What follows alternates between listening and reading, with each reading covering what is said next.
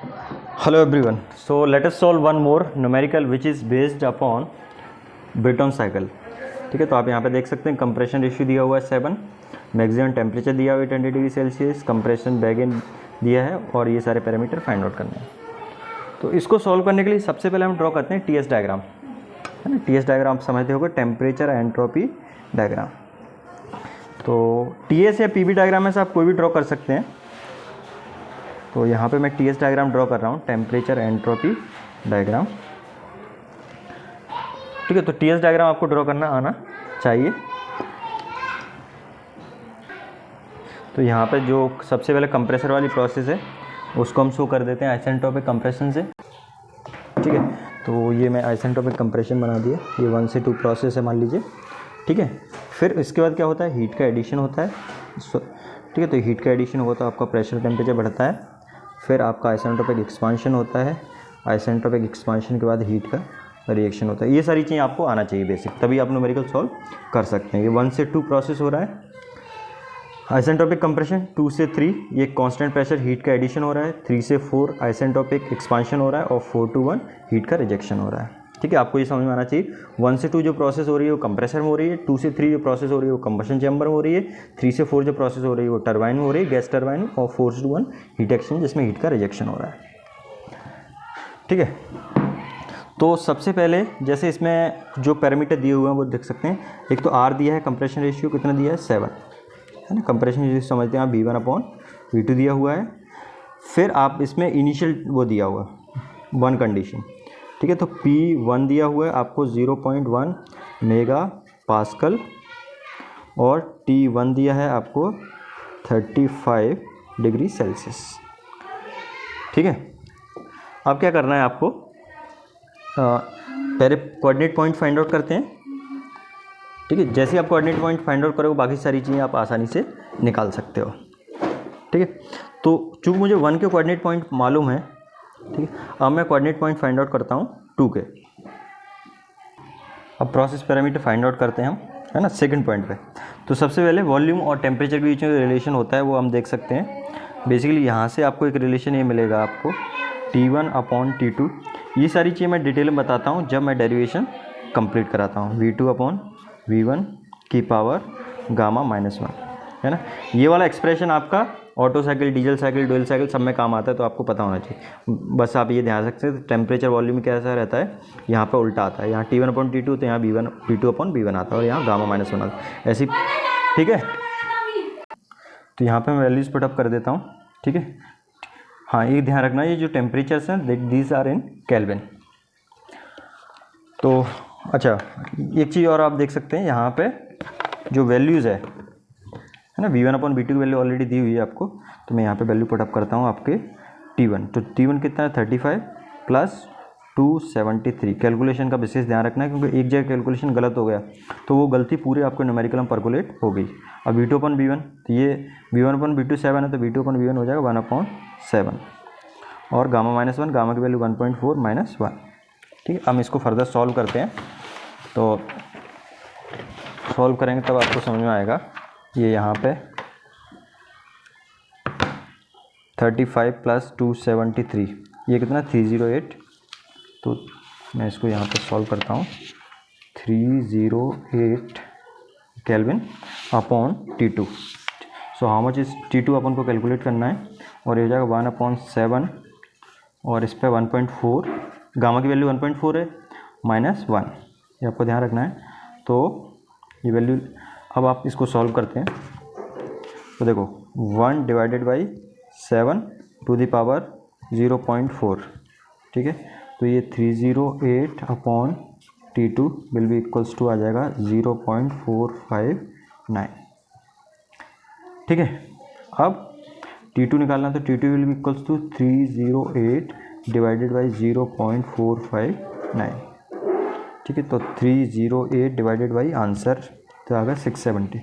तो T2 की value आ गई 670 केल्विन. ठीक है, ये T2 की वैल्यू आ गई 670 केल्विन. अब आपको क्या निकालना है, हम क्या निकाल सकते हैं, प्रेशर भी निकाल सकते हैं. ठीक, प्रेशर में कैसा रिलेशन होता है, प्रेशर में सीधा रिलेशन होता है T1/T2 will be equals to P1 upon P2 और गामा -1 अपॉन गामा। ठीक है, अब यहाँ पे आप वैल्यूज पुटअप करो। तो T1 की वैल्यू आपको दी हुई है, how much is T1 308 kelvin. T2 की वैल्यू है आपके पास, T2 की वैल्यू 670 है, इक्वल P1 है आपके पास। P1 की वैल्यू कितनी है 0.1 मेगा पास्कल।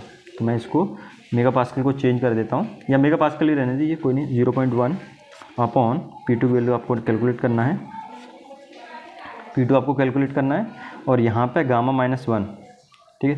तो 1.4 -1 अपॉन 1.4, ठीक है। तो इसको आप सॉल्व करेंगे तो 308 अपॉन 670 इक्वल, ठीक है, 0.1 अपॉन P2। अब हम इसको सॉल्व कर लेते हैं। तो ये 0.4 आ जाएगा, 0.4 अपॉन 1.4, तो 0.4 divided by 1.4, so how much is 0.2857, so 0.2857, ठीक है, ये आ गया। Let me use some other colour. अब आप क्या करो, ये है, इसको आप इधर भेजोगे तो ये 1/, चला जाएगा। सबसे पहले इसको सॉल्व कर लेते हैं। 308 डिवाइडेड बाई 670, ये आ गया 0.4597, ठीक है। और इधर ये जाएगा तो हो जाएगा 1/0.2857 इक्वल्स क्या आ जाएगा 0.1 अपॉन P2। इसको सॉल्व करते हैं। तो सबसे पहले 1 डिवाइडेड बाई 0.2857, ये आ गया।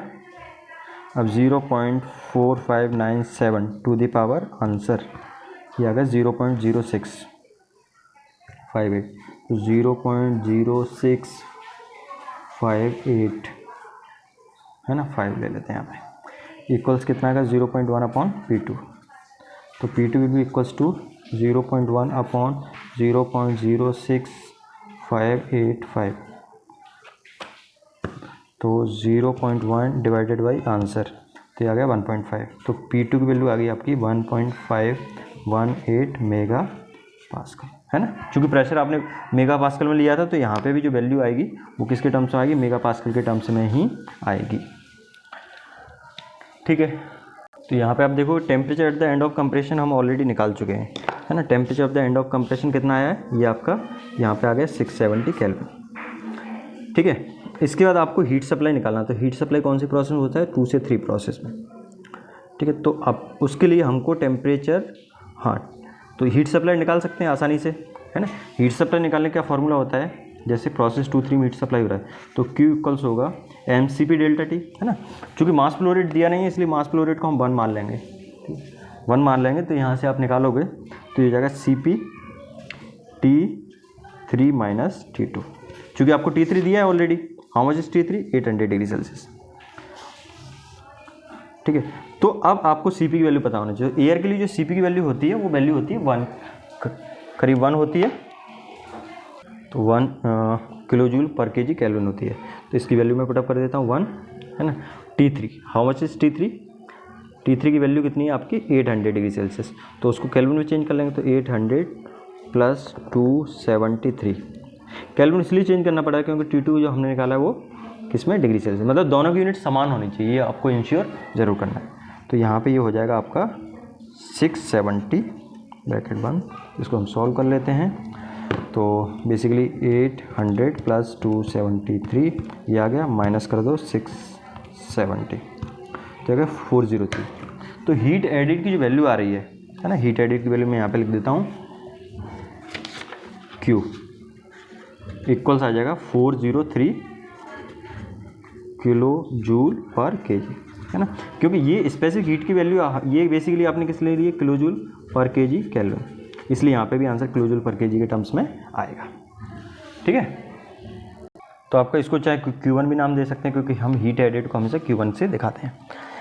अब हम क्या कर सकते हैं, बेसिकली इसमें T4 भी निकाल सकते हैं। T4 निकाल किस लिए रहे हैं, T4 इसलिए निकाल रहे हैं जिससे आपका Q2 निकला है, ठीक है। क्योंकि W नेट निकाला है, तो नेट वर्क डन बराबर क्या होता है, W नेट इक्वल्स क्या होता है, Q1 माइनस Q2, ये मालूम है आपको।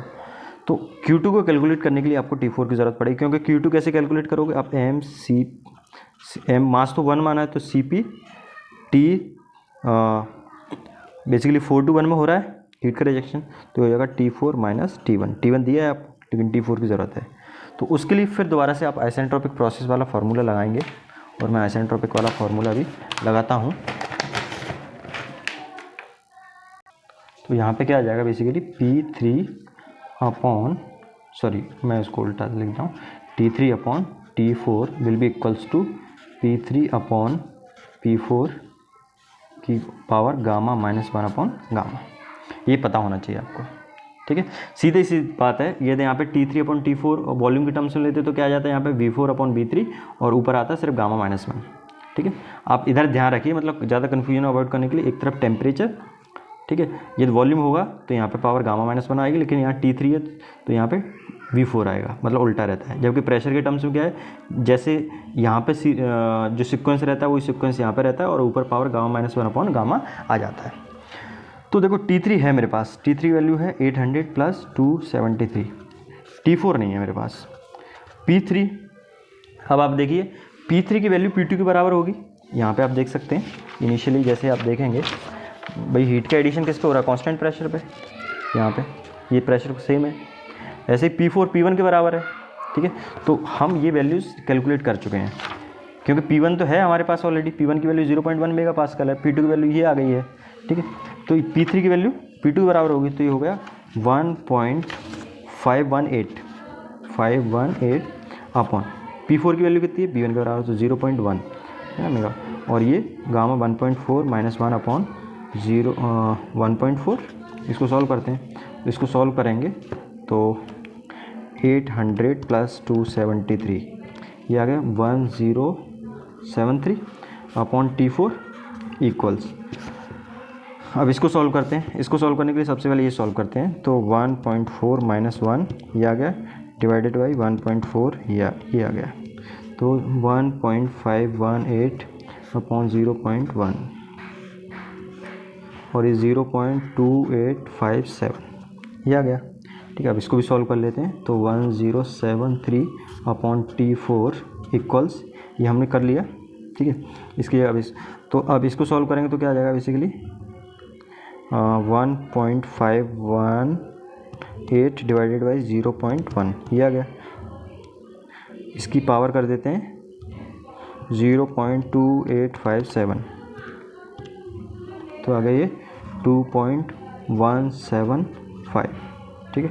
तो T4 will be equals to 1073 divided by 2.175, तो हम इसको कर देते हैं 1073 डिवाइडेड बाई आंसर, तो ये 493। तो T4 की जो वैल्यू है वो आ गई आपकी 493.299। तो फटाफट सॉल्व कर लेते हैं, तो ये 1.4 माइनस 1 मतलब 0.4 हो जाएगा, तो 7 टू द पावर 0.4 ये आ गया, ठीक है। 1 डिवाइडेड बाई आंसर ये आ गया, अब 1 माइनस आंसर, तो ये आ गया 54, ठीक है।